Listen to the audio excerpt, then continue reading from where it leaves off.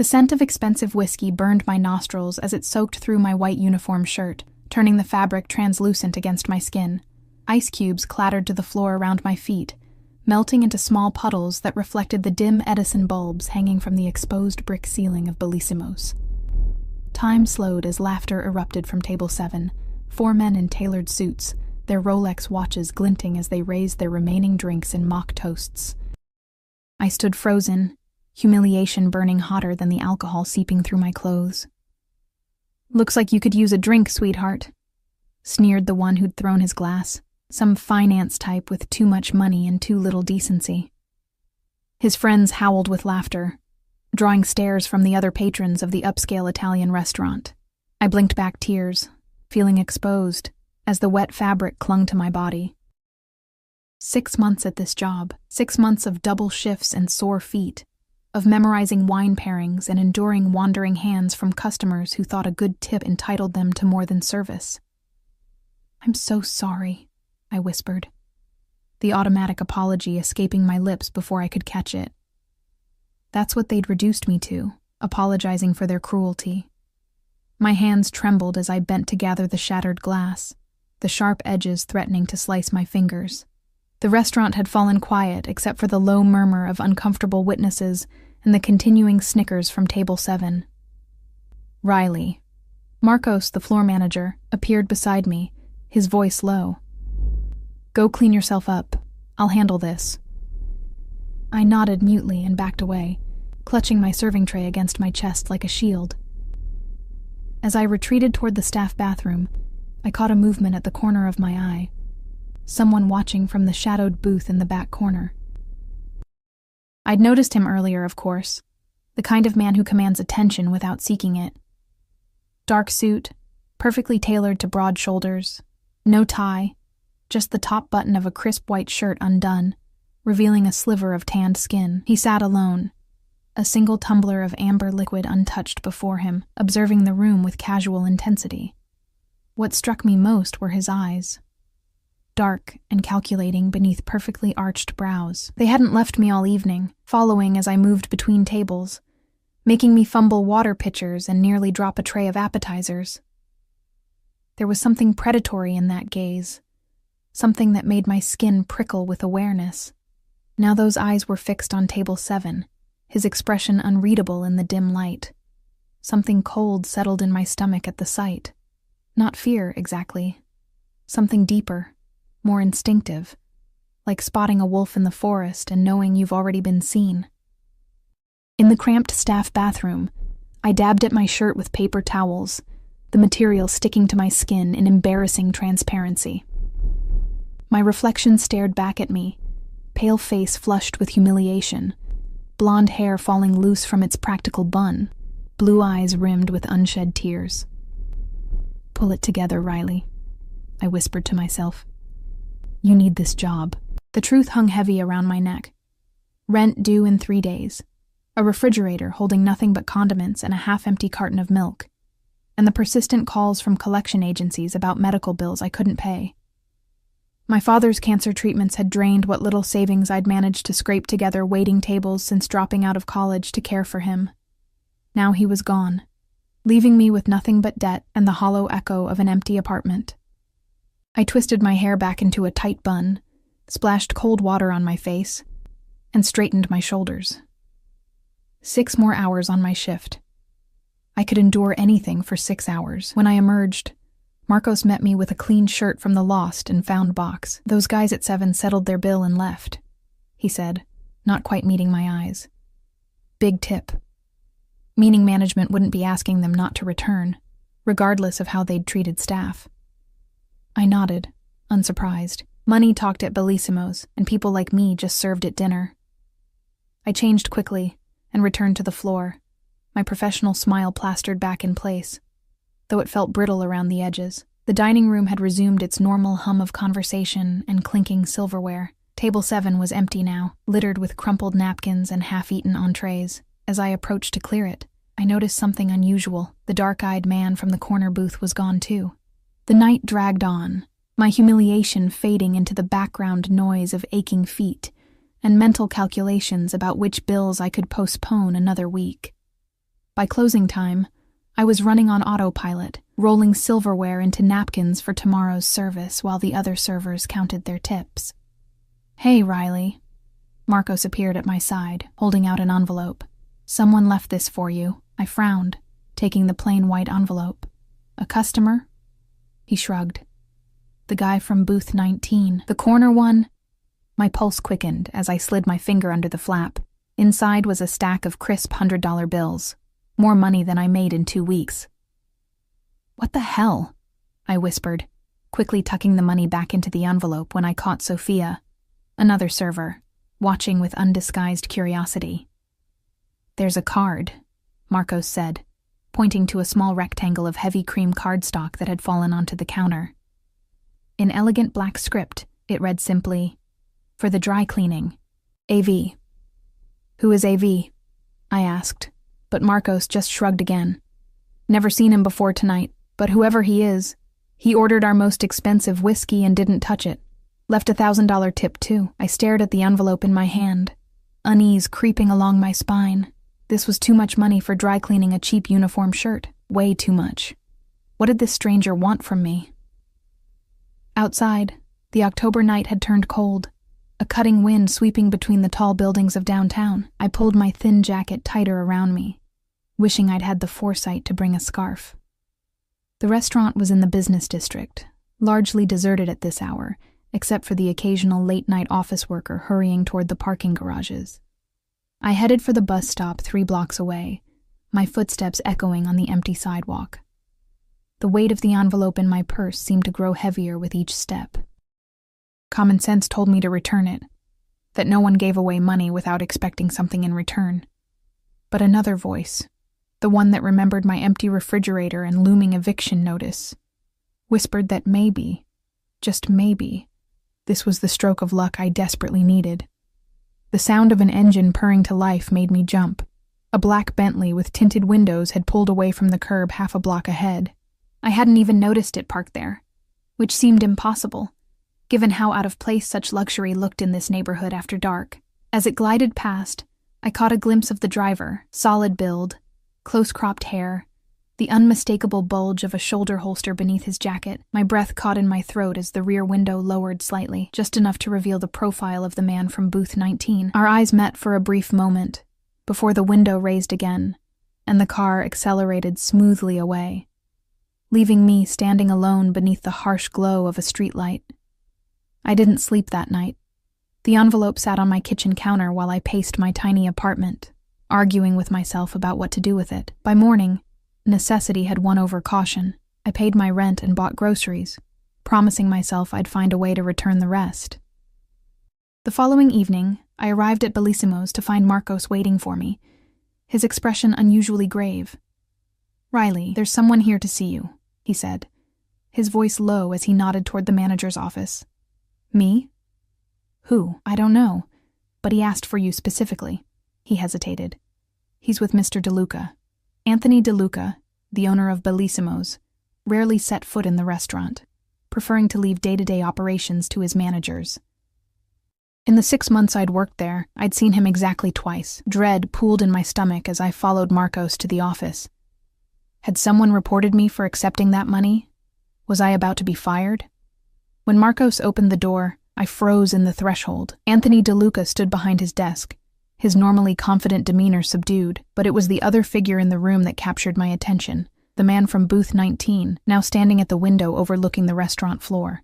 He turned as I entered, and in the bright overhead light, I could finally see him clearly. Younger than I'd initially thought, maybe early 30s, with olive-toned skin and features that belonged on an Italian Renaissance painting. Strong jaw, straight nose, full lips currently pressed into a serious line. His dark hair was styled impeccably, not a strand out of place, but it was still those eyes that dominated his presence, deep brown, almost black, fringed with thick lashes that should have softened them, but somehow only emphasized their intensity. "Miss Walker?" he said, my name rolling off his tongue with the barest hint of an accent. "Thank you for joining us." I swallowed hard, suddenly acutely aware of my wrinkled uniform and the scuffed shoes I hadn't had time to polish. "Mr. DeLuca," I managed, nodding to my boss before turning uncertainly to the stranger. "Sir, Alessandro Vitale," he introduced himself, making no move to shake my hand. Instead, he studied me with that same unsettling focus I'd noticed the night before. "I believe you received my message, the envelope. A.V. Alessandro Vitale." "Yes," I said, my voice barely above a whisper. "Thank you, but it was too generous." "I want to return. What happened last night," he interrupted smoothly, "was unacceptable." I blinked, confused by the shift in conversation. "Sir?" "The incident with those men." His jaw tightened almost imperceptibly. "Mr. DeLuca assures me they will not be welcome back to this establishment." I glanced at my boss, who nodded quickly, a bead of sweat visible on his temple despite the cool temperature of the office. "It's really not necessary," I began. "These things happen in the service industry." "No." The single word cut through the air like a blade. "They do not happen. Not to you. Not anymore." Confusion washed over me as I glanced between Alessandro Vitale and my suddenly deferential boss. What was happening? Why would this wealthy stranger concern himself with an incident involving a waitress he'd never met? "I don't understand," I said, finding my voice. "Mr. Vitale, I appreciate your concern, but I'm fine. Really." Something flickered across his face. Amusement, perhaps, or surprise at being questioned. "You misunderstand, Miss Walker. I'm not asking if you're fine with it. I'm informing you of what will be done." His tone left no room for argument, yet something about his presumption sparked a flare of defiance in me. I'd spent my life being pushed around. By circumstances, by customers, by debt collectors. I straightened my shoulders, meeting his gaze directly. "With all due respect, sir, it's not your place to make that decision." The room fell deathly silent. Mr. DeLuca's eyes widened in alarm, and he took a half-step forward as if to physically place himself between me and Alessandro. But Alessandro's expression didn't darken with anger as I'd expected. Instead, his lips curved into a small, appreciative smile that transformed his severe features, revealing a dimple in his left cheek that seemed utterly at odds with his intimidating presence. "Interesting," he murmured, more to himself than to me. Then, louder, "Anthony, give us a moment. It wasn't a request." Mr. DeLuca nodded quickly and exited, closing the door behind him with a soft click that somehow felt like the ceiling of a tomb. I suppressed a shiver, suddenly aware of how alone I was with this man who could apparently make my boss jump with just a look. Alessandro moved to the desk, gesturing for me to sit in one of the chairs across from him. When I remained standing, that almost smile appeared again. "Please," he said, the words softening his command into something that sounded like politeness. I sat, perching on the edge of the chair, my hands folded tightly in my lap to hide their trembling. "You're not from here," he observed, taking the seat across from me. Not a question, but a statement. "Wisconsin originally," I answered, unsure why I was sharing even this small detail. "Small town you've never heard of, and what brought you to Chicago, Riley Walker?" The way he said my name, like he was tasting it, sent an involuntary shiver down my spine. "My father got sick," I said simply, not wanting to dredge up the painful details for a stranger. "I came to be with him, for treatment at Northwestern Memorial." Understanding flickered in those dark eyes. "And now?" "Now he's gone," I said, the words still raw even after 6 months. "And I'm still here." Alessandro nodded once, as if I'd confirmed something for him. "You work 2 jobs, this one, and morning shifts at the cafe on Michigan Avenue." My blood ran cold. "How do you know that?" Instead of answering, he reached inside his suit jacket and withdrew a slim leather wallet. From it, he produced a business card and slid it across the desk to me. Black cardstock with silver lettering embossed with a simple AV and a phone number, nothing else. "I have a proposition for you, Miss Walker." Warning bells clanged in my head. I'd heard about propositions from wealthy men before. Sophia had gotten one just last month. A sugar daddy offering to pay her rent in exchange for companionship. "I'm not that kind of girl," I said firmly, pushing the card back toward him. For the first time, genuine surprise registered on his face. followed by something that might have been offense. "I'm not that kind of man," he replied, his accent more pronounced in his indignation. Heat flooded my cheeks. "I'm sorry, I just assumed I'm offering you a job, Miss Walker. A legitimate one." I blinked. "A job? Doing what?" "My personal assistant recently left for maternity leave. I need someone to replace her temporarily. 6 months, possibly longer, but I don't have any qualifications. I'm a waitress. You're observant, efficient. You handle difficult situations with grace." His eyes held mine. "And you need the money." The last statement hit like a slap, reminding me of my precarious financial situation. Still, suspicion nagged at me. "Why me? There are thousands of qualified candidates in Chicago." "Because I've decided it should be you." The simplicity of his answer was somehow more unsettling than any elaborate explanation would have been. He didn't feel the need to justify his decisions to anyone, least of all a waitress from Wisconsin. "The salary is $15,000 a month, plus benefits. A car and driver at your disposal, an apartment in my building, should you wish it." I nearly choked. 15,000? A month? His expression didn't change. "Is that insufficient?" A hysterical laugh bubbled up in my throat. "That was more than I made in half a year." "No, it's fine." "Good." He stood, buttoning his suit jacket with a casual elegance that spoke of a lifetime of privilege. "You begin tomorrow. My driver will collect you at 7 a.m. "Wait," I protested, rising quickly. "I haven't accepted yet." Alessandro paused, studying me with that penetrating gaze that seemed to see through my skin to the desperation beneath. "Haven't you?" The question hung in the air between us, honest in a way that stripped away pretense. We both knew I couldn't afford to refuse.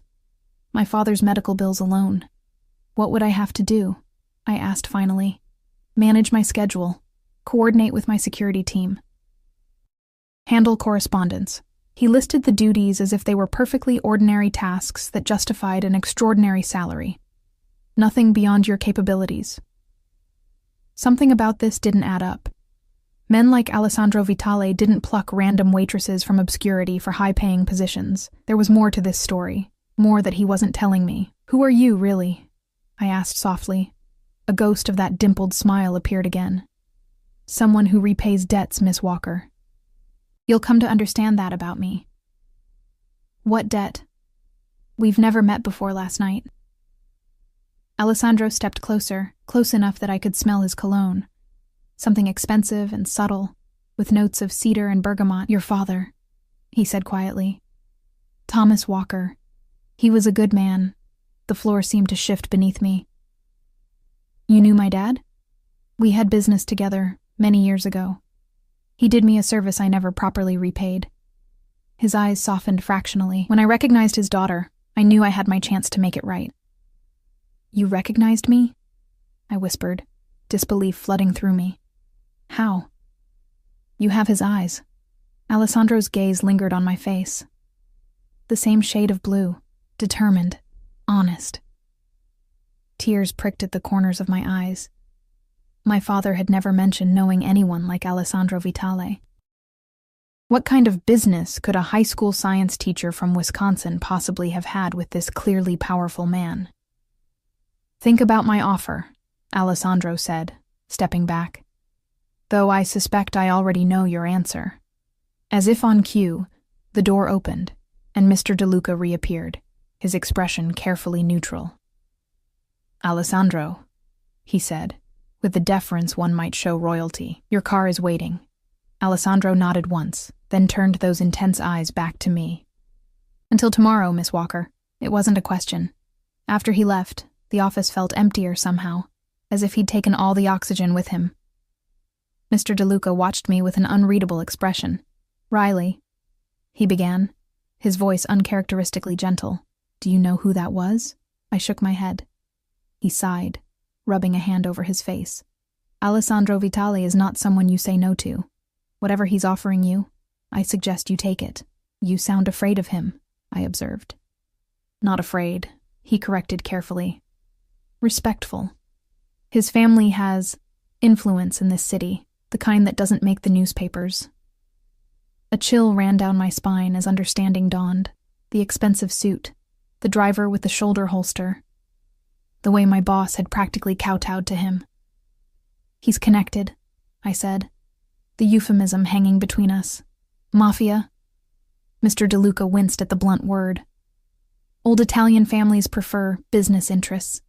But yes, the Vitales have been a force in Chicago since Prohibition. Alessandro is, well, let's just say he's important." My head spun with this new information. I'd been offered a job by a man who was apparently some kind of mafia figure. A man who claimed to have known my straight-laced, law-abiding father. None of it made sense. "Take the night off," Mr. DeLuca said, patting my shoulder awkwardly. "You have a lot to consider." I nodded numbly and gathered my things from the staff room, ignoring the curious glances from my co-workers. Outside, the night air had turned biting, a precursor to the brutal Chicago winter to come. As I walked to the bus stop, my mind raced. I should refuse the offer, walk away, call the police even, though I wasn't sure what crime I would report. Being offered a suspiciously high-paying job hardly seemed like something the Chicago PD would care about. But the thought of going back to endless double shifts, of dodging bill collectors and eating ramen for dinner every night, and there was my father's memory to consider. If Alessandro Vitale had truly known him, perhaps this was a chance to learn something new about the man I thought I'd known completely. A sleek black car pulled up beside me, the passenger window sliding down silently. The driver, the same broad-shouldered man I'd glimpsed last night, regarded me impassively. "Miss Walker," he said, his voice surprisingly gentle for someone so intimidating. "Mr. Vitale thought you might appreciate a ride home." I hesitated, eyeing the luxury vehicle warily. "I'm fine with the bus. It's going to rain," the driver observed, nodding toward the dark clouds gathering overhead. "And the next 156 isn't due for 30 minutes. How did he know which bus I took? Before I could respond, fat raindrops began to splatter on the sidewalk around me. Within seconds, they'd intensified to a downpour that soaked through my thin jacket. With a resigned sigh, I opened the car door and slid into the plush leather back seat, immediately enveloped in warmth and the lingering scent of Alessandro's cologne. "Thank you," I said to the driver as he pulled smoothly away from the curb. "Marco," he supplied, meeting my eyes briefly in the rearview mirror. "And it's my pleasure, Miss Walker." "Just Riley is fine." Marco nodded, a small smile touching his otherwise stoic features. "Mr. Vitale speaks highly of you." I blinked in surprise. He barely knows me. He's a good judge of character. The car glided through the rainy streets, the expensive suspension absorbing every bump and pothole. Through the tinted windows, I watched the city transform from the gleaming business district to my considerably less glamorous neighborhood. "May I ask you something, Marco?" He inclined his head slightly, keeping his eyes on the road. "What kind of man is Alessandro Vitale, really?" Marco considered this for a long moment. "Loyal," he said finally, "to those who earn it. Fair, in his own way. Not someone who forgets either a kindness or a slight." He glanced at me again in the mirror. "And not someone who makes offers lightly." The car pulled up in front of my apartment building, a rundown brownstone that had seen better days several decades ago. Marco was out and opening my door before I could reach for the handle, holding an umbrella over me as he escorted me to the entrance. "Mr. Vitale will send a car at 7 a.m., he said, seemingly untroubled by the rain soaking his shoulders. "Should I tell him you'll be ready?" I stared at this man who so clearly believed I'd already made my decision. Perhaps I had. "Yes," I said finally. "I'll be ready." Marco nodded once, something like approval flashing in his eyes. "Good night, Miss Walker. Sleep well." Back in my cramped apartment, I sank onto my second-hand couch, Alessandro's business card clutched in my fingers. The sleek black cardstock seemed to absorb the dim light from my single lamp. I'd just agreed to work for a man who was, by all indications, involved in organized crime, a man who knew my father somehow. A man who looked at me with an intensity that made my skin burn. What had I gotten myself into? My phone buzzed with a text from an unknown number. "I look forward to our partnership, Miss Walker. AV." I stared at the screen, wondering how he'd gotten my number, then laughed at myself. Of course, Alessandro Vitale could get a waitress's phone number. He probably had my entire life history at his fingertips. Instead of frightening me, the thought brought an odd sort of relief. After months of being invisible, of struggling alone, someone saw me, even if that someone was a dangerous man with unclear intentions. I texted back a simple, "Until tomorrow." As I prepared for bed, my father's voice echoed in my memory. "Be careful the debts you incur, Riley girl. The most dangerous ones are those you don't know you're taking on." I wondered, as sleep finally claimed me, what debt I might be incurring now, and what Alessandro Vitale would ultimately expect in payment. The car arrived at precisely 7 a.m., not a minute earlier or later. Marco stood on my doorstep, immaculate in his black suit despite the early hour, holding an umbrella against the persistent drizzle.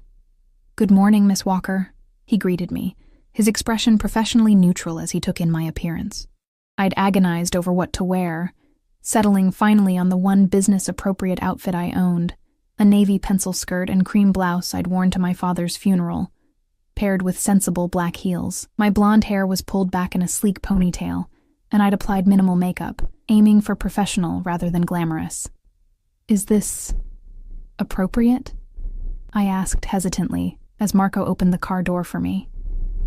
A ghost of a smile touched his lips. "Mr. Vitale appreciates punctuality and preparedness. You've demonstrated both." Not quite an answer, but I slid into the back seat anyway, clutching my worn leather purse like a lifeline. We drove north, away from my neighborhood, and toward the gleaming high-rises of the Gold Coast. The rain-slicked streets reflected the early morning light, the city transforming from gritty to glamorous with each passing block. "May I ask where we're going?" I ventured after several minutes of silence. "Vitale Tower," Marco replied. "Mr. Vitale maintains offices on the top floor and a residence on the penthouse level." I'd seen the building from afar, an elegant spire of glass and steel overlooking Lake Michigan. Its top floors often shrouded in clouds on stormy days, the kind of place where condos started in the millions, and the lobby probably had fresh flowers every day. "And that's where I'll be working? In his office?" "Primarily," Marco confirmed, turning onto Michigan Avenue. "Though your position may require travel at times." Travel. I'd never been farther from home than Chicago, had never even owned a passport. The prospect was simultaneously terrifying and thrilling. We pulled into an underground parking garage beneath the tower, bypassing the public entrance for a private elevator that required Marco's fingerprint and a key card to access. As the doors closed silently behind us, I caught my reflection in the mirrored walls. Pale face, wide eyes, the picture of uncertainty. "Mr. Vitale can be intense," Marco said suddenly, his eyes meeting mine in our reflections. "But he is fair. Remember that." Before I could respond, the elevator doors opened directly into a reception area that looked like something from an architectural magazine. Soaring ceilings, marble floors, and floor-to-ceiling windows overlooking the lake. A stunning woman with coffee-colored skin and a sleek bob sat behind a curved desk, typing rapidly on a slim keyboard. "Good morning, Marco," she greeted, her British accent crisp and professional. "This must be Miss Walker." "Riley," I corrected automatically, extending my hand. "Nice to meet you." "Zara Khoury," she supplied, her handshake firm. "Head of Security Operations for Mr. Vitale. I've been looking forward to meeting you." "Head of Security?" She looked more like a fashion executive, her tailored suit and statement earrings exuding understated wealth. "Mr. Vitale is waiting in his office," Zara continued, rising from her desk. "I'll take you to him." We walked down a hallway lined with what appeared to be original artwork, pieces I vaguely recognized from my single art history class in college. Picassos and Monets displayed without pretense, as casually as most people might hang family photos. At the end of the hall, Zara stopped before a set of double doors and knocked once before pushing them open. "Riley Walker, sir," she announced, then stepped back to allow me to enter. Alessandro's office was a testament to power disguised as minimalism. Vast windows showcased a panoramic view of Lake Michigan, steel gray today under the cloudy sky. A massive desk of dark wood dominated one end, while a seating area with low leather couches occupied the other. The walls held only 3 items: a large abstract painting in shades of crimson and gold, a vintage map of Chicago, and an antique sword mounted in a glass case. Alessandro himself stood by the windows, his back to me, a phone pressed to his ear. He wore another impeccably tailored suit, this one charcoal gray, his posture radiating controlled energy even in stillness. "È fatto. Non mi interessa quanto costa," he said into the phone, his Italian flowing melodically. "Occupatine."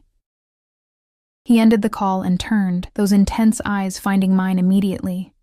"Miss Walker," he said, tucking the phone into his pocket as he crossed the room toward me. "Right on time." "I'm punctual to a fault," I replied, fighting the urge to fidget under his scrutiny.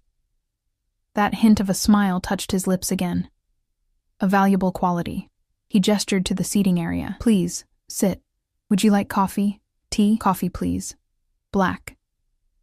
He nodded approvingly and pressed a button on his desk. Within moments, a young man appeared with a tray bearing a carafe and 2 porcelain cups so delicate they looked like they might shatter in my clumsy hands. As the coffee was poured, Alessandro settled into the chair across from me, his movements fluid and precise. "I trust Marco saw to your comfort this morning?" "Yes, thank you for sending the car." "It's yours now," he said casually, lifting his cup to his lips. "Marco will be your primary driver, though others are available as needed." I nearly choked on my coffee. "Mine? I can't accept—" "It's a company car," he interrupted smoothly. "Standard for employees at your level. Nothing more, my level. As if I'd earned this position through merit, rather than being plucked randomly from a restaurant floor." "About that," I said, setting my cup down carefully. "I still don't understand what exactly you expect me to do. I have no experience as a personal assistant." "Your responsibilities will be straightforward initially," Alessandro replied. "Managing my calendar, coordinating with my team, handling personal matters that require discretion." He studied me over the rim of his cup. "You're an intelligent woman, Miss Walker. You'll learn quickly." The compliment, delivered so matter-of-factly, caught me off guard. "Thank you," I murmured, "but I still don't understand why me." "What you said about my father will be explained in due time," he finished, his tone making it clear the subject was closed for now. "Today, Zara will acquaint you with our security protocols and systems. Tomorrow, we begin in earnest." I wanted to press him, to demand answers about my father, but something in his expression warned against it. Instead, I nodded, taking another sip of what was possibly the best coffee I'd ever tasted. "There is one more matter," Alessandro said, reaching into his jacket to withdraw an envelope. "Your advance." He slid it across the coffee table toward me. I opened it hesitantly to find a check for $30,000, 2 months' salary.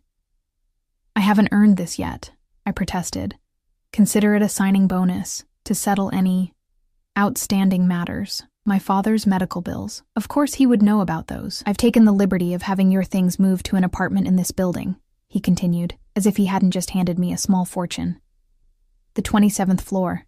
It seemed prudent, given your new position, to have you close at hand." Anger flared suddenly in my chest. "You had no right to make that decision for me." For the first time, I saw surprise register on his face, quickly masked. "You prefer your current accommodations?" "That's not the point," I said, heat rising to my cheeks. "You can't just rearrange my life without asking. I'm your employee, not your possession." Something dangerous flickered in his eyes. Not anger, exactly, but a coldness that made my skin prickle with warning. "In my experience, Miss Walker, people generally appreciate having their problems solved."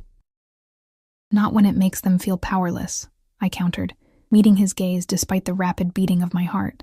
"Not when it comes with strings attached that haven't been made clear." Alessandro leaned forward slightly, the movement subtle, but somehow threatening in its intensity. "Let me be clear then. I'm offering you a chance to start fresh, to leave behind the debt and struggle, to honor your father's memory by accepting help he would have wanted you to have." His voice dropped lower. "The only string, as you put it, is your loyalty while in my employ." A heavy silence fell between us, weighted with unspoken implications. I sensed I was at a crossroads, that whatever I decided in this moment would irrevocably alter the course of my life. "My father was an honest man," I said finally. my voice barely above a whisper. Whatever he did for you, it wasn't illegal. He wouldn't have crossed that line. Alessandro's expression softened fractionally. Your father saved my life, Miss Walker. At considerable risk to his own. That's a debt that can't be repaid with mere money. My breath caught. What? How? Before he could answer, a sharp knock interrupted us. Zara appeared in the doorway, her expression apologetic. I'm sorry to interrupt, sir, but the Rossi situation requires your immediate attention. Alessandro's face hardened instantly, all traces of our personal conversation vanishing behind a mask of cool authority. Of course. He rose smoothly to his feet. Miss Curry will show you to your office and begin your orientation. We'll continue our discussion later. Just like that, I was dismissed, left with more questions than answers, and a check that could change my life if I was willing to accept it. Zara led me to a smaller but still elegant office adjacent to Alessandro's. This will be your workspace, she explained, gesturing to the sleek desk equipped with the latest technology. The door to your right connects directly to Mr. Vitale's office for convenience. And privacy, I observed, noting the lack of windows in the connecting wall. Zara's lips curved in a knowing smile. Mr. Vitale values discretion above all. She settled into a chair across from my desk. Now, let's discuss security protocols. Your position places you in Mr. Vitale's inner circle, which comes with certain risks. Risks? I echoed, though I could guess her meaning. Mr. Vitale has business rivals, she said diplomatically. People who might see those close to him as leverage.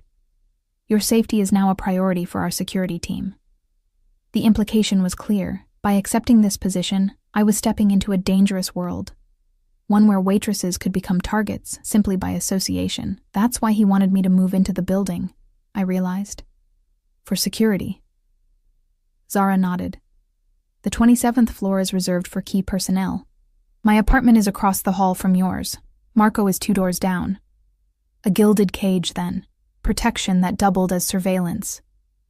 The rest of the day passed in a blur of information. Security codes, emergency protocols, communication systems, and an introduction to the sleek tablet that would serve as my primary work tool.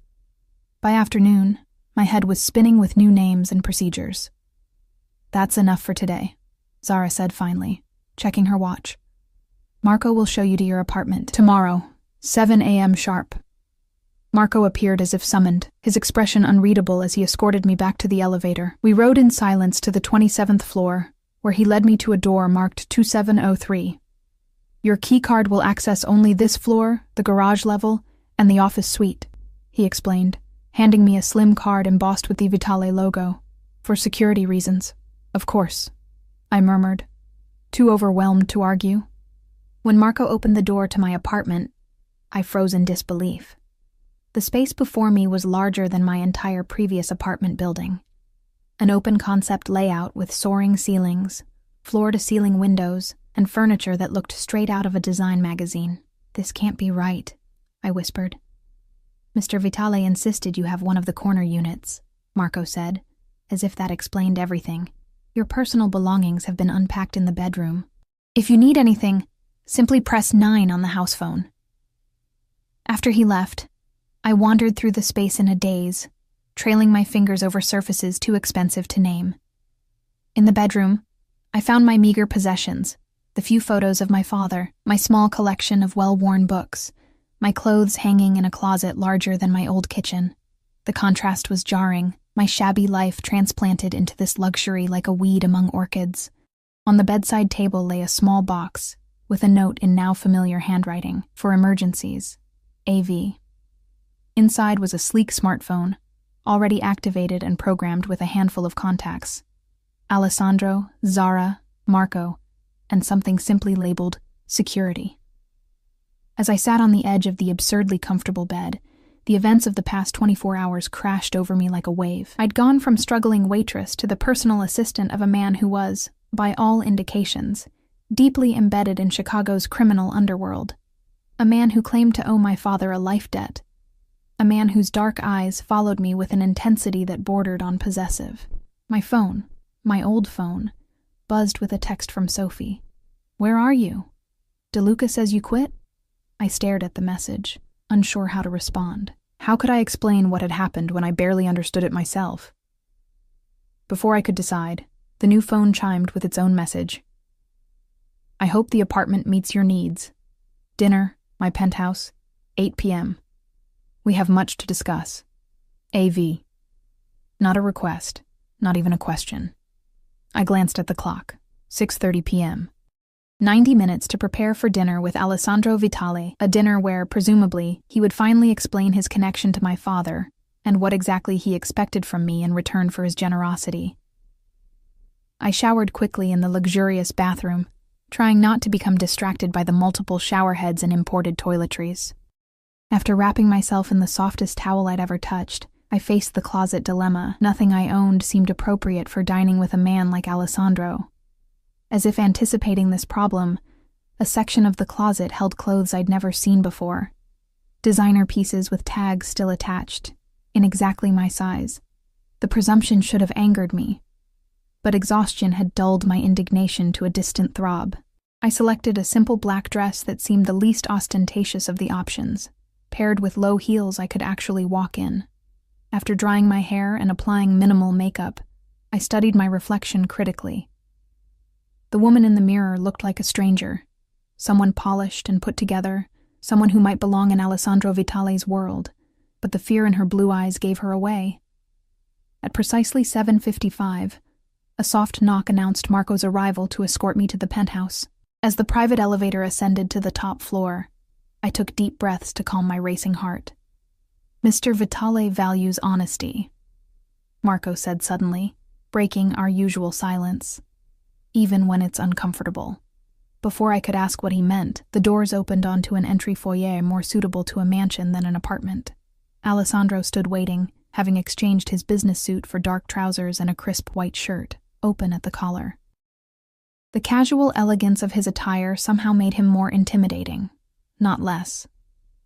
Miss Walker, he greeted, those dark eyes taking in my appearance with evident appreciation. Welcome. Please, come in. As I stepped into Alessandro Vitale's private domain, I couldn't shake the feeling that I was crossing a threshold from which there would be no return. Alessandro's penthouse was a study in understated wealth, soaring ceilings, museum-quality art, and panoramic views of Chicago's skyline now glittering against the night sky. Yet for all its grandeur, there was an unexpected warmth to the space. Comfortable furniture, books that showed signs of actually being read, a record player softly playing what sounded like vintage Italian opera. You seem surprised, Alessandro observed, watching me take in my surroundings. I expected something more. I trailed off, unsure how to finish without sounding judgmental. Ostentatious, he supplied, that hint of a smile playing at his lips. Cold, perhaps? I nodded, oddly grateful for his perception. My business requires a certain public image, he said, leading me toward a spacious terrace enclosed in glass. But in my private spaces, I prefer comfort. A table had been set for two, candles flickering in the gentle breeze from hidden vents. Beyond the glass walls, the lights of Chicago stretched to the horizon. The city spread beneath us like a tapestry of stars. It's beautiful, I murmured, drawn to the view. The most beautiful city in America, Alessandro agreed, his voice softening with genuine affection. Though I might be biased. You were born here? Third generation. My grandfather came from Sicily in 1924. He pulled out a chair for me. Please sit. I took the liberty of ordering dinner. As if on cue, a man in chef's whites appeared with the first course. Delicate plates of something that looked too artistic to eat. I hope you don't mind, Alessandro continued, taking his seat across from me. Paolo is my personal chef. He's prepared some family recipes tonight. The chef placed the dishes before us with a flourish. Capesante con puré di cavolfiore e tartufo nero, he announced, his Italian accent thick but melodious. Scallops with cauliflower puree and black truffle, Alessandro translated, a favorite of mine. I took a small bite and barely suppressed a moan of pleasure. The scallop melted on my tongue, the flavors complex and harmonious in a way I'd never experienced in the chain restaurants that were the extent of my culinary education. It's incredible, I admitted, taking another bite. Alessandro watched me with evident satisfaction before sampling his own plate. We ate in surprisingly comfortable silence for a few minutes, the excellence of the food requiring no commentary. As Paolo cleared our plates and poured wine into crystal glasses, I gathered my courage to address the questions that had been burning in my mind all day. "You said my father saved your life," I began, meeting Alessandro's dark gaze across the candlelight. "I'd like to know how."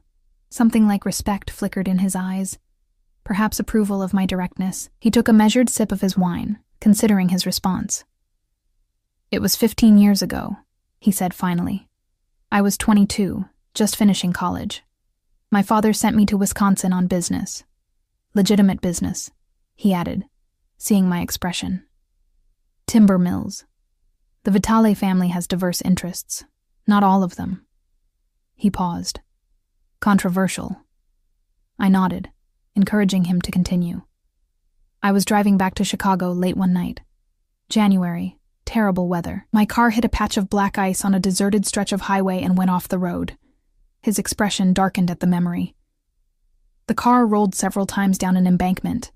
I was trapped, bleeding, with no cell service. A chill ran through me as I began to see where this story was heading." "And my father found you," Alessandro nodded. "Thomas Walker was driving home from a late night at school. Grading papers," he said. "He spotted the wreckage, climbed down that embankment in a blizzard, and pulled me from the car moments before it caught fire." My throat tightened with emotion. It sounded exactly like something my father would do, risking his life for a stranger without hesitation. "He took me to his home," Alessandro continued. "Your home, I suppose. The nearest hospital was 50 miles away and the roads were impassable. He cleaned my wounds, set my broken arm, watched over me through the night to ensure I didn't slip into shock." I could picture it vividly, our small house with its perpetually drafty windows, my father's careful hands tending to this injured young man, his teacher's patience as he monitored vital signs. "You were 17 then," Alessandro said, his eyes studying my face as if searching for traces of the teenager I'd been. "Away at a debate tournament, your father said. He showed me your trophies with such pride." Tears pricked at my eyes. Dad had always been my biggest champion. "Why didn't he ever mention you?" I asked. "In all these years, he didn't know who I was," Alessandro replied simply. "I gave him a false name. When my father's men came to collect me the next day, I'm certain Thomas understood something wasn't as it seemed, but he never asked questions. He simply helped a stranger in need, expecting nothing in return." His voice grew softer, a rare quality in this world. The chef returned with our main course, ossobuco with saffron risotto, but I barely noticed the presentation, absorbed in Alessandro's story. "So you tracked him down later?" I asked once Paolo had retreated again. "I tried," Alessandro admitted, "but discreetly from a distance. Your father had a clean life, a good life. I didn't want to complicate it with my presence. The implication hung between us." By then, Alessandro would have been deeper in his family's business, the kind of connection that could taint my father's reputation as an upstanding teacher. "So instead you watched from afar," I said softly, understanding dawning. "And when he got sick," Alessandro's jaw tightened almost imperceptibly. "I couldn't interfere directly. He was proud, your father. He would have refused help from a stranger, especially one like me." A shadow crossed his features, but I made sure the best specialists were always available to him, that certain medical bills disappeared. My mind raced back to the mysterious insurance adjustments that had reduced some of Dad's astronomical hospital bills, adjustments the hospital administrators had never been able to explain satisfactorily. "That was you," I whispered. He inclined his head slightly in acknowledgement. "It was little enough, compared to what I owed him. And now you're... what? Transferring that debt to me?" I couldn't keep the edge from my voice. "Is that what this job is about? Paying off a debt to a dead man?" Alessandro's expression hardened, and I immediately regretted my harsh tone. But instead of anger, his response held a surprising vulnerability.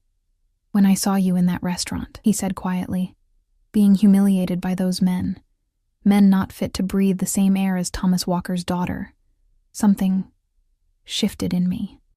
He chose his words carefully, as if navigating unfamiliar emotional territory. "I recognized an opportunity to honor a debt, yes, but there's more to it than that." His eyes held mine with an intensity that made my breath catch. You showed the same courage as your father that night, the same dignity in the face of cruelty. It affected me. The admission seemed to cost him something. A crack in the armor of control he wore so effortlessly. I found myself wanting to reach across the table, to touch his hand in reassurance, but restrained myself. "So, this job is real?" I asked instead. "Not just charity or obligation?" "The position is genuine," he confirmed, seemingly grateful for the shift to more practical matters. "My previous assistant, Claudia, is indeed on maternity leave. The salary is standard for her position. Your duties will be exactly as I described."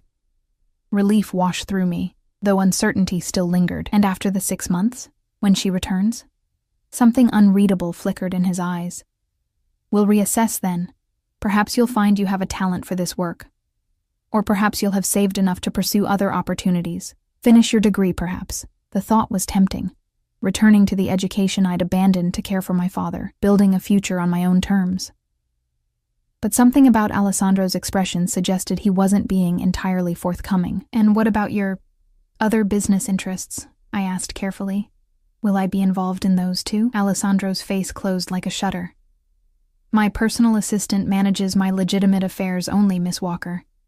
You needn't concern yourself with other matters." The distance created by his sudden formality was palpable, a warning, perhaps, about boundaries I shouldn't cross. Paolo appeared again to clear our plates and serve dessert, a delicate panna cotta with fresh berries. As he worked, I noticed how he kept his eyes averted from Alessandro, his movements efficient but anxious. Everyone around Alessandro seemed to exist in a state of respectful fear. Everyone except me, it seemed. Once we were alone again, Alessandro's manner softened. "I've made you uncomfortable. That wasn't my intention. I'm still trying to understand where I fit in all this," I admitted. "One day I'm serving drinks, the next I'm dining in a penthouse with a man who's essentially a stranger, yet somehow connected to my past. It's disorienting." "Understandable." He reached for the wine bottle, refilling my glass with practiced ease. "Perhaps we should start with simpler things then.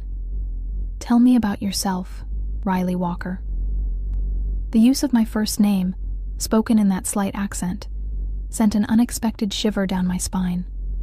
"What do you want to know?" "Whatever you wish to share," he replied, his posture relaxing slightly. "Your dreams, your regrets, the person you were before life intervened." The invitation to speak about myself, not as an employee or a charity case, but as a person worthy of interest, was surprisingly touching. I found myself telling him about my abandoned studies in literature, my childhood in Wisconsin, the small dreams I'd set aside when my father's illness had consumed our lives. Alessandro listened with genuine attention, asking thoughtful questions that suggested he was truly engaged.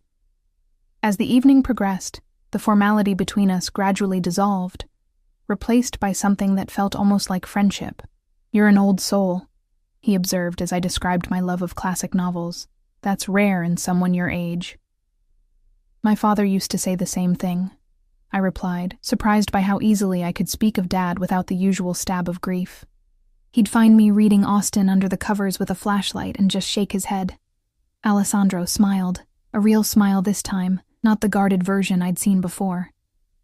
The expression transformed his face, softening the sharp edges of his features and revealing the handsome young man beneath the intimidating exterior. "What?" I asked, self-conscious under his gaze. "You have his smile," he said softly. "When you truly mean it, it's his." The observation, so personal, so unexpected, brought a flush to my cheeks. "Thank you for telling me that," I whispered. "It's nice to think I carry something of him with me." A comfortable silence fell between us, the city lights twinkling below as we finished our dessert. As Paolo cleared the final dishes and discreetly withdrew, leaving a carafe of coffee on a side table, I realized with surprise that nearly 3 hours had passed. The evening had flown by in a way I hadn't experienced in years. "It's getting late," Alessandro said, noting my poorly concealed yawn. "You should rest. Tomorrow will be a full day."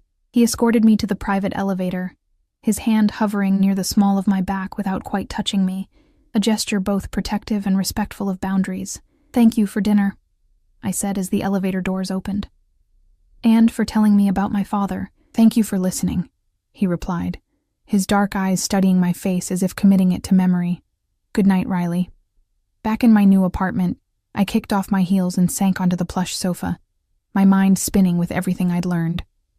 The connection between Alessandro and my father felt both comforting and concerning, a genuine debt of gratitude, but one that had drawn me into a world I still didn't fully understand. As I prepared for bed, my phone chimed with a text from an unknown number. "Did he tell you how they really met? Ask him about the money."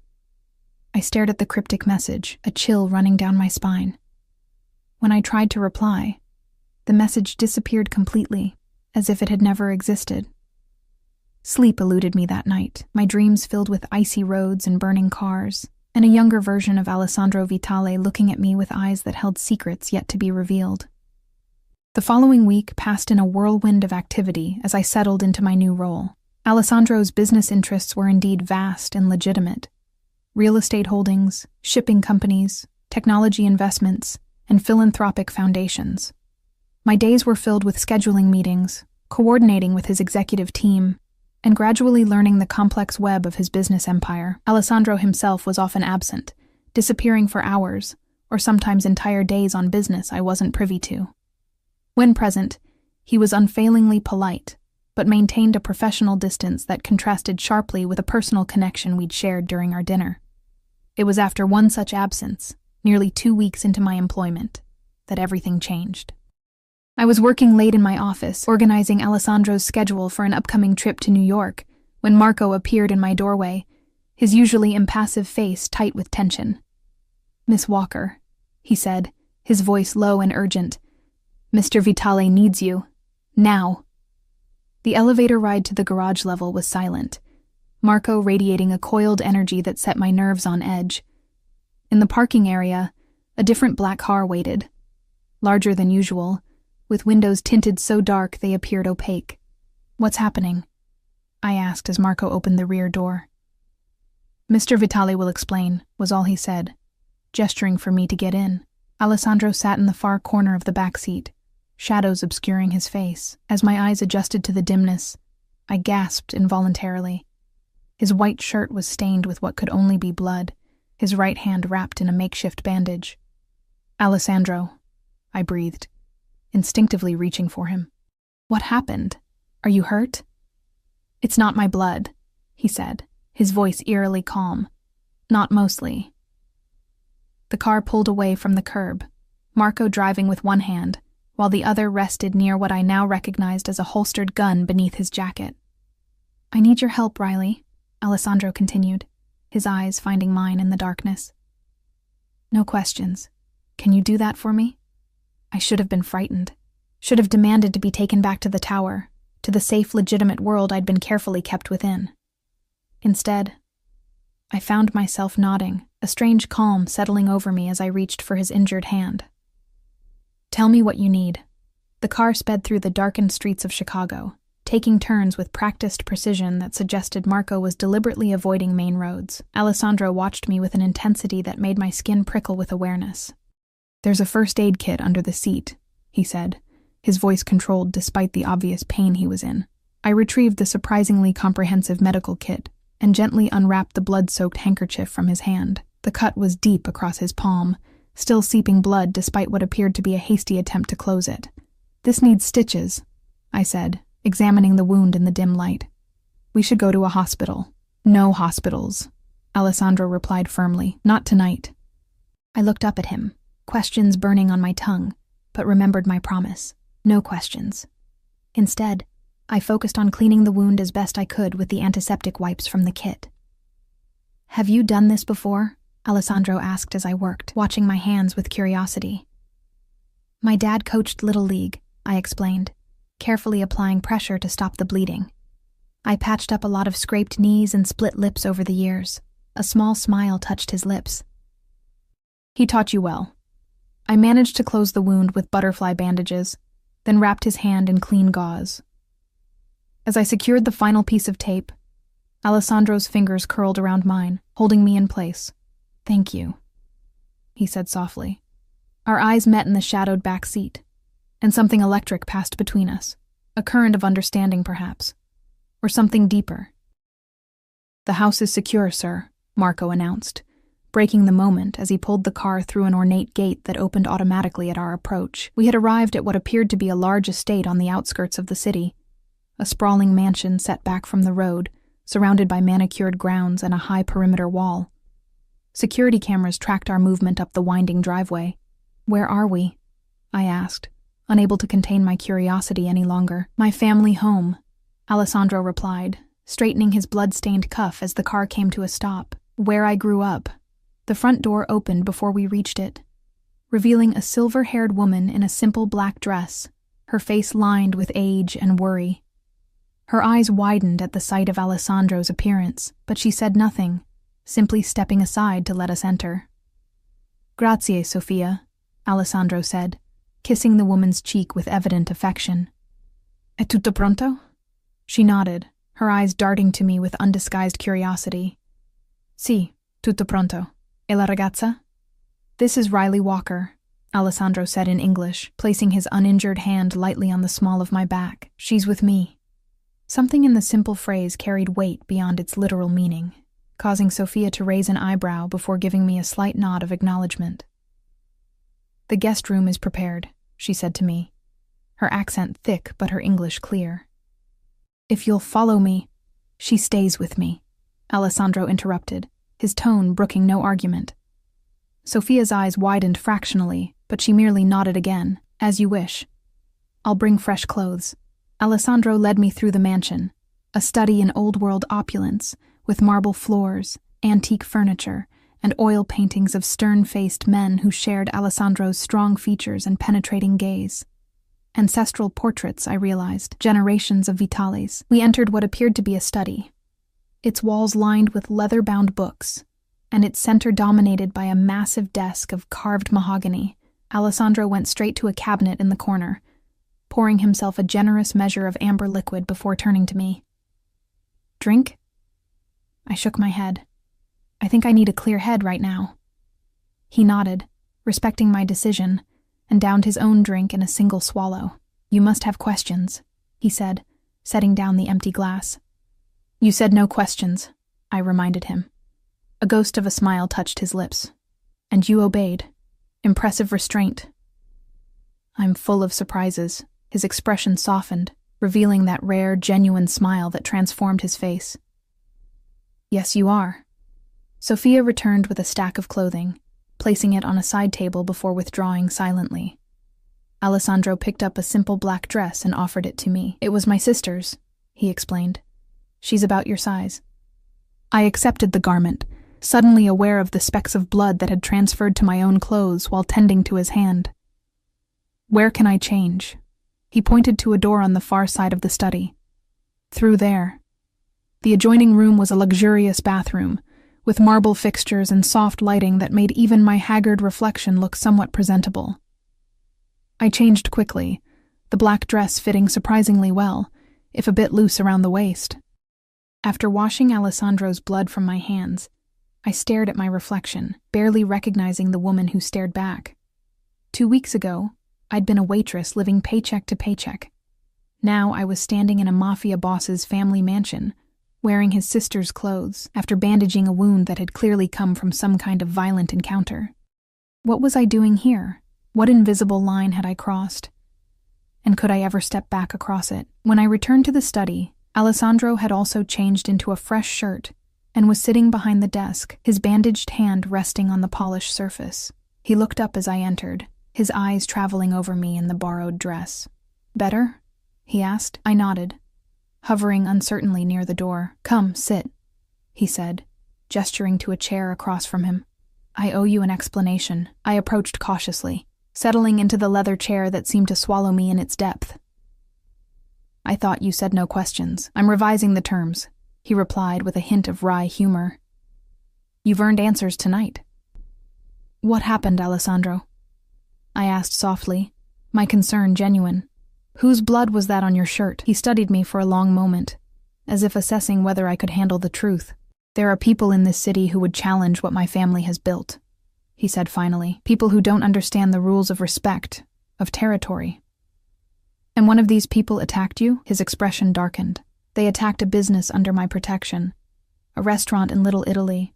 The owner has paid for my family's protection for 30 years, never missed a payment, never caused trouble.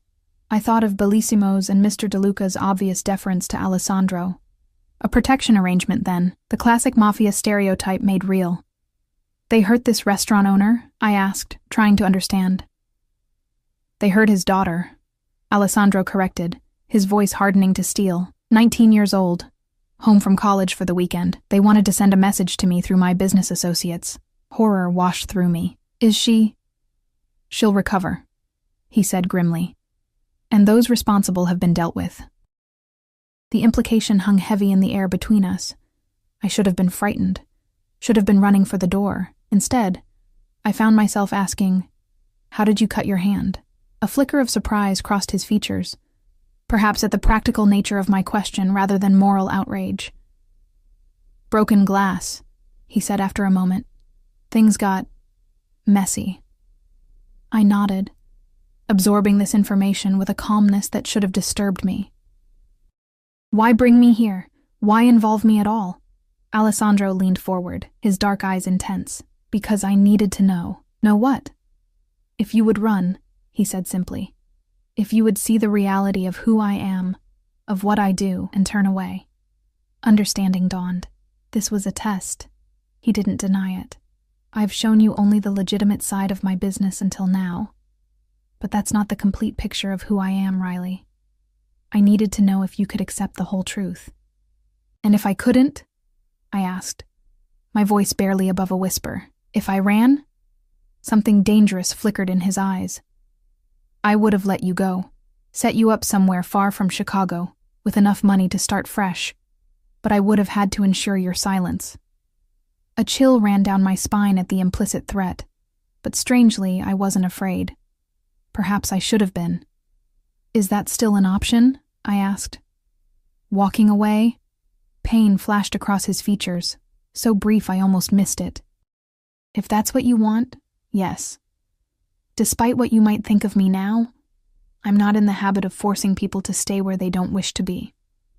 I considered his words carefully, searching my heart for the answer. The sensible part of me screamed to take the offer, to run as far from Alessandro Vitale and his dangerous world as possible.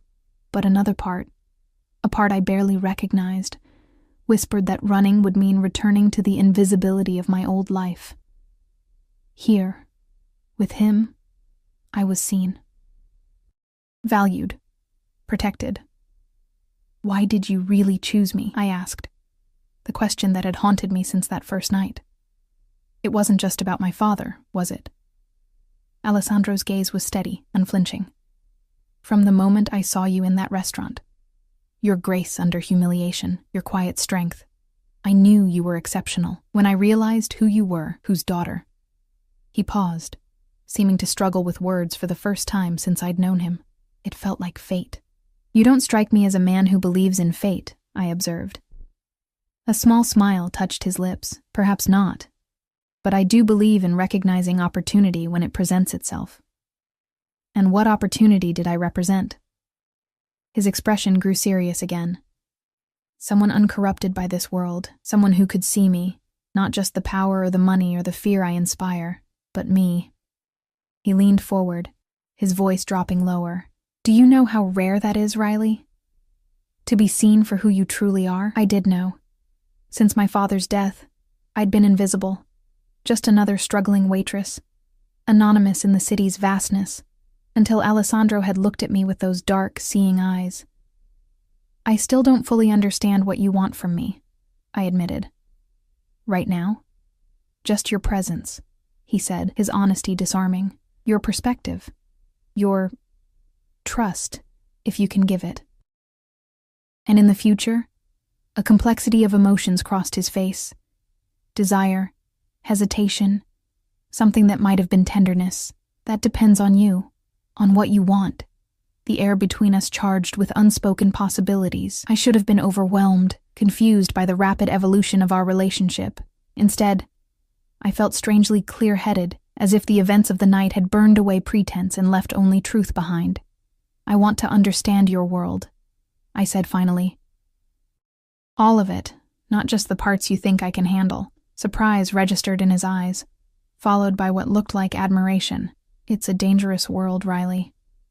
Once you step fully into it, there's no going back to the life you had before." "I know," I said softly. "But I think that life ended the moment you walked into Bellissimo's." Alessandro rose from his chair and circled the desk slowly, coming to stand before me. With gentle fingers, he tilted my chin up, forcing me to meet his gaze. "There would be rules," he said, his voice low and serious. "For your protection, for both our sakes." I nodded, my heart racing at his proximity. "You would need to trust me, even when you don't understand my decisions." "I could try," I whispered. Something softened in his eyes. "That's all I can ask." Slowly, telegraphing his intentions to give me time to pull away, he lowered his face to mine. The kiss was gentle at first, questioning, not demanding. When I responded, lifting my hands to his chest, it deepened, becoming something hungry and possessive that made my knees weak with sudden desire. When we finally broke apart, both breathing harder, Alessandro rested his forehead against mine. "I've wanted to do that since the first moment I saw you," he confessed, his voice rough. "Even when I was covered in whiskey," I teased, trying to lighten the intensity of the moment. He laughed softly, the sound rumbling through his chest beneath my palms. "Especially then. You looked like an avenging angel, all wounded dignity and quiet strength." A knock at the door interrupted the moment. Alessandro straightened, his expression quickly composing itself into its usual mask of control. "Enter," he called, though he didn't step away from me. Marco appeared in the doorway, his face professionally blank despite the scene he had clearly interrupted. "Sir, your father is on the line. He says it's urgent." Alessandro nodded once. "I'll take it in here. That will be all for tonight, Marco." After Marco withdrew, Alessandro turned back to me with a regretful expression. "Duty calls," he said, brushing a strand of hair from my face with unexpected tenderness. "We'll continue this conversation tomorrow." "I'll hold you to that," I replied, surprised by my own boldness. His eyes darkened with something that made my pulse quicken. "I'm counting on it." As I prepared to leave the study, Alessandro caught my hand, pulling me back for one more brief, fierce kiss. "Stay in the house tonight," he murmured against my lips, "for safety." I nodded, understanding that the night's events had likely made me a potential target as well. "Where?" "Sophia will show you to a room," he said, releasing me reluctantly. "Rest. Tomorrow begins a new chapter for us both." That night, lying in a guest room more luxurious than any hotel I'd ever seen, I reflected on the irrevocable choice I seemed to have made. By staying, by accepting Alessandro's world and his kiss, I had stepped onto a path very different from the one I'd imagined for myself. Yet strangely, it didn't feel wrong. Perhaps this had been inevitable from the moment Alessandro Vitale had seen me, truly seen me, across that restaurant floor. 6 months later, I stood on the balcony of Alessandro's penthouse, our penthouse now, watching the summer sunset paint the Chicago skyline in shades of gold and crimson. Strong arms encircled my waist from behind, and I leaned back against Alessandro's solid warmth. "Penny for your thoughts," he murmured, pressing his lips to the curve of my neck. "I was thinking about the night we met," I admitted, turning in his embrace to face him, "when those men threw their drinks on me." A shadow crossed his face at the memory. "They regretted that decision deeply, I assure you." I raised an eyebrow. "You never did tell me what happened to them." "Let's just say they learned the importance of respecting service workers," he replied with a dangerous smile that still made my heart skip, "and the consequences of disrespecting a Vitale." The surname still gave me pause sometimes, not because I regretted taking it 3 months ago in a small, private ceremony overlooking Lake Michigan, but because of the weight it carried in this city. Riley Vitale, wife of Chicago's most powerful man, a position that came with both privilege and peril. "Any regrets?" Alessandro asked, reading my expression with the uncanny perception that had drawn me to him from the beginning. I considered the question honestly. The past months had been a crash course in Alessandro's world, the legitimate businesses, and the shadowy operations that sustained them. I had watched him shift seamlessly between devoted lover and ruthless enforcer, had seen both his capacity for tenderness and his unflinching brutality toward those who crossed him. I had also seen his loyalty to family, his unexpected generosity toward those under his protection, his unwavering commitment to the codes that governed his life. He was a complex man, neither the monster outsiders might paint him to be, nor the sanitized businessman he presented to the legitimate world. "No regrets," I said finally, meaning it, "though I still wish you'd told me sooner about my father, about how he really saved you." Alessandro's expression softened.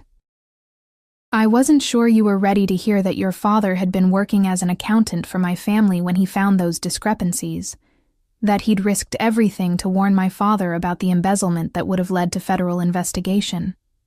He always did have an overdeveloped sense of honor," I said, with a sad smile, thinking of the man who'd raised me, the high school teacher who had apparently moonlighted as a mob accountant to make ends meet after my mother died, a secret life I never suspected. "As does his daughter," Alessandro observed, lifting my hand to press a kiss to the platinum wedding band on my finger, though perhaps with a more flexible interpretation of what's honorable. I laughed softly. "I think Dad would understand. He always said the truest morality comes from loyalty to those you love, not from abstract rules. A wise man," Alessandro agreed. "I wish I could have known him better. He would have liked you," I said, surprising myself with the certainty I felt once he got past the whole Mafia boss thing. Alessandro chuckled, the sound warming me from within. "Your father saved my life twice, you know. Once on that icy road, and again with that warning about the books. In doing so, he gave me the greatest gift of all." His dark eyes held mine with intensity. "He gave me you." As the sun dipped below the horizon, casting the city into twilight, I stood in my husband's embrace and reflected on the strange path that had led me here. From invisible waitress to the wife of Chicago's most feared and respected man, from a life of quiet desperation to one of dangerous passion. They had thrown whiskey on a waitress to mock her, not knowing she was destined to become a Mafia boss's wife. Their cruelty had been the catalyst for a transformation none of them could have imagined, least of all me. Alessandro's lips found mine in the gathering darkness, his kiss still holding the power to make me forget everything but the heat between us. "Come inside," he murmured against my mouth. "The night is just beginning." As I followed him into our home, I silently thanked whatever twist of fate had brought Alessandro Vitali into Bellissimo's that night, and whatever courage had allowed me to accept the dangerous, exhilarating life he offered. Some choices appear to trap you, only to reveal themselves as the key to a freedom you never knew existed. In choosing Alessandro, in choosing this life, I had finally found where I belonged. Not as a possession or a trophy, but as an equal partner to a man who saw me for exactly who I was and wanted me anyway. In the end, perhaps that was the greatest power of all.